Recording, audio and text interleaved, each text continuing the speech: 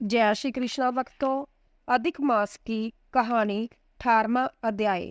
नारद बोले, हे तपोनिधि, राजा दृणधनवा को वाल्मीकि जी ने उसके उपरांत क्या सुनाया, कृपया मुझे सुनाइए।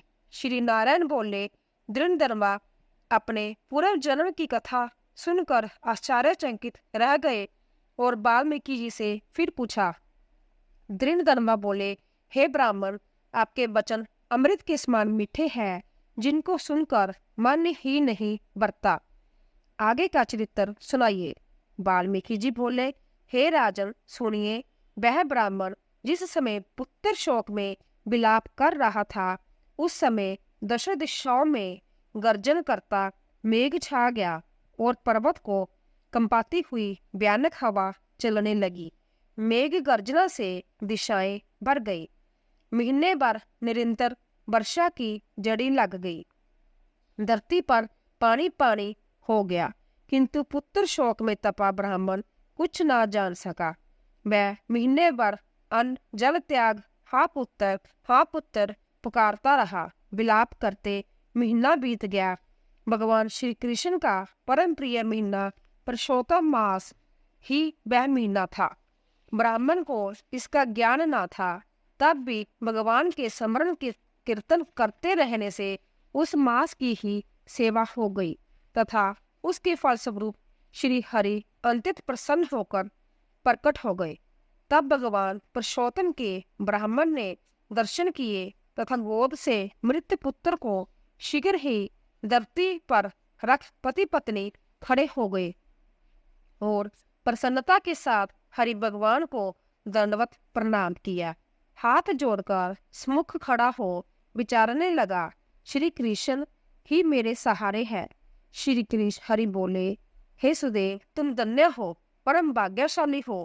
तीनों लोकों में तुम्हारे भाग्य को कहने में कोई समर्थ नहीं है। हे तपोदिन, अब जो होनहार है वह सुनो। हे ब्राह्मण, तुम्हारे पुत्र की 12 वर्ष की आयु हो जाएगी। इस पर एक प्राचीन इतिहास, जिसे राजा रघु से ही श्री मार्कंडेय ऋषि कह चुके हैं, सुनाता हूँ। प्राचीन समय में एक बड़े मन वाले धनु नामक मुनि हुए। उन्होंने संसारी मनुष्य को पुत्र संबंधी मानसिक दुख से दुखित देखा। इससे उनका मन अंतित दुखी हुआ। तब विचारने लगा कि मुझे अमर पुत्र लाभ हो। इसीलिए उन्होंने 1000 वर्ष तक कठोर तप किया। तब देवताओं ने आकर धनु से कहा, हे मुनि ईश्वर, हम तुम्हारे तप से प्रसन्न हैं।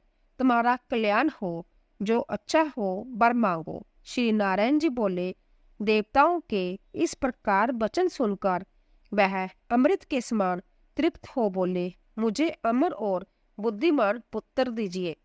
सब देवताओं ने कहा, ऐसा अभी पृथ्वी पर तो नहीं हो सकता। तब फिर ब्राह्मण ने कहा, निमित आयु वाला पुत्र दे दीजिए। देवता बोले, निमित किसे कहते हैं? मुनि बोले, जब सामने जो बड़ा पर्वत है, यह जब तक रहे, मेरा पुत्र भी तब तक जीवित रहे। तब देवता, ऐसा ही हो, जय वरदान देकर स्वर्ग चले गए। धनु शर्मा ने भी समय आने पर वैसा ही पुत्र प्राप्त किया। वह पुत्र चंद्रमा सदृश बढ़ने लगा। जब यह 16 वर्ष का हो गया, तब उससे पिता धनुमुनि बोले, हे पुत्र, महात्माओं की कवि ना करना। फिर भी वह मुनियों को सताता रहा, क्योंकि वह निमित आयु था। इस घमंडवश वह उन्मत्त होकर मुनियों को कुछ भी नहीं समझता था। एक बार क्रोधी मुनि महर्षि विधि पूर्वक शालिग्राम भगवान का पूजन कर रहे थे। उसी समय वह धनुपुत्र आ पहुंचा और उस मूर्ति को झटपट उठाकर चंचलता से गहरे कुएं में डाल दिया, जिससे मुनि ने शाप दिया, किंतु वह न मरा। तब मुनि सोच में पड़ गए, अरे, इस धनु के पुत्र को देवताओं ने निमित आयु बना दिया है। इस प्रकार चिंता करते हुए मुनि लंबी श्वास छोड़ने लगे। उस श्वास से अनेकों वैंसे उत्पन्न हो गए, जिन्होंने उस पहाड़ में टक्कर मार मार कर टुकड़े टुकड़े कर डाले। तथा उसी समय उस मुनि कर्दमर्द पुत्र भी मर गया।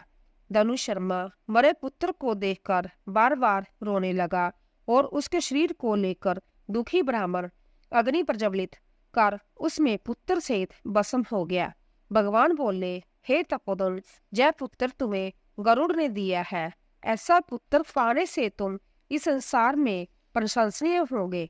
मैंने तुम्हारे इस पुत्र को पुरुषोत्तम मास के व्रत से प्रसन्न होकर बड़ी उम्र का बना दिया है।